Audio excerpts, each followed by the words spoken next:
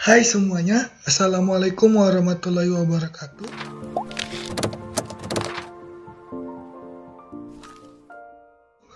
Selamat datang lagi di channel Kedanku.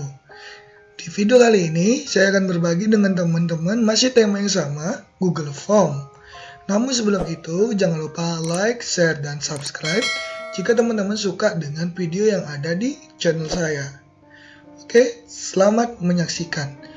Oke, hari ini saya akan membahas 7 kesalahan yang sering dilakukan ketika membuat soal di Google Form.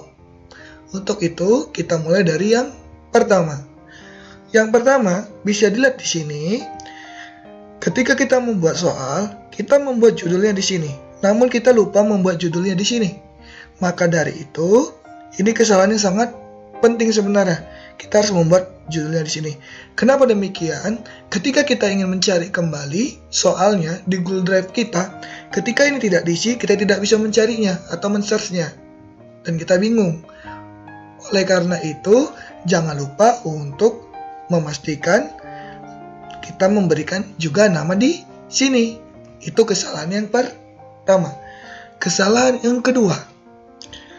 Untuk isian login, biasanya itu nama, kelas, dan yang lainnya, itu wajib dibuat, dia wajib diisi. Contohnya seperti ini, wajib diisi. Kenapa? Jika tidak dibuat, tidak wajib diisi, maka seseorang yang mengerjakan soal kita atau login dengan soal kita bisa saja tidak menginputkan namanya atau kelasnya. Sehingga nanti ketika kita merekap nilai akan bermasalah. Karena ada nilai tapi tidak ada namanya ataupun kelasnya ataupun yang lainnya. Kesalahan yang ketiga ini juga sederhana.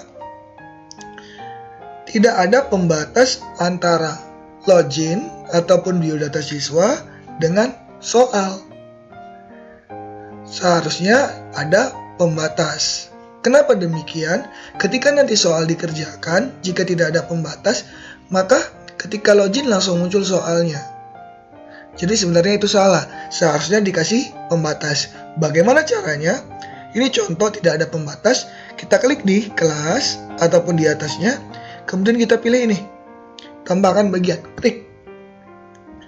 Nah, otomatis akan ada pembatas antara bagian 1 login dengan bagian kedua soal. Nah, di sini kita bisa isi soal pilihan ganda. Oke. Itu merupakan kesalahan yang sering kita lakukan yang tanpa kita sadari. Adapun kesalahan keempat yang terkadang sering kita lakukan yaitu di sini, pengaturan. Di pengaturan terkadang kita membuat di umum itu batasi ke 1 tanggapan. Sebenarnya ini tidak boleh. Kenapa tidak boleh? Karena jika ini kita buat, maka siswa cuma bisa login sekali, tidak bisa login 2 atau 3 kali. Terkadang yang jadi masalah di jaringan siswa-siswi kita. Jadi itu sebenarnya tidak boleh kita buat batasi ke 1 tanggapan. Berikutnya, kesalahan kelima, biasanya kita terkadang lupa membuat acak urutan pertanyaan. Seharusnya soal yang baik ketika soalnya diacak, walaupun soalnya itu sama. Jadi siswa-siswi kita tidak bisa mudah bertukar jawaban dengan teman-temannya ketika soalnya diacak.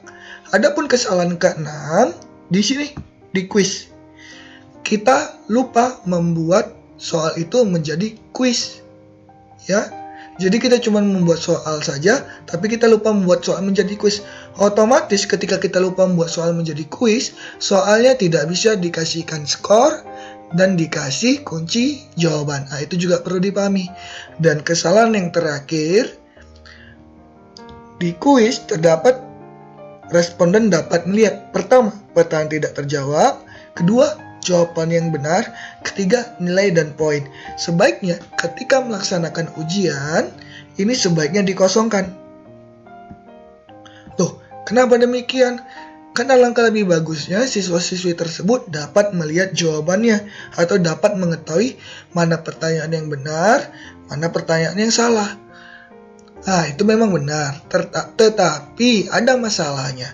Dengan kita menunjukkan nilai dan poin, ataupun kita menunjukkan jawaban yang benar dan tidak terjawab, besar kemungkinan siswa akan mencontek dari kawannya. Jadi, untuk mengurangi risiko seperti itu, alangkah lebih bagusnya nilai dan poin tidak kita tunjukkan setelah orang itu mengerjakan soal. Namun, akan kita rekap dan akan kita berikan ketika ujian kita sudah tuntas dalam proses pengerjaan keseluruhnya. Itu tadi 7 kesalahan sederhana dalam membuat soal di Google Form. Terima kasih sudah menyaksikan. Semoga video ini bermanfaat. Saya akhiri. Assalamualaikum warahmatullahi wabarakatuh.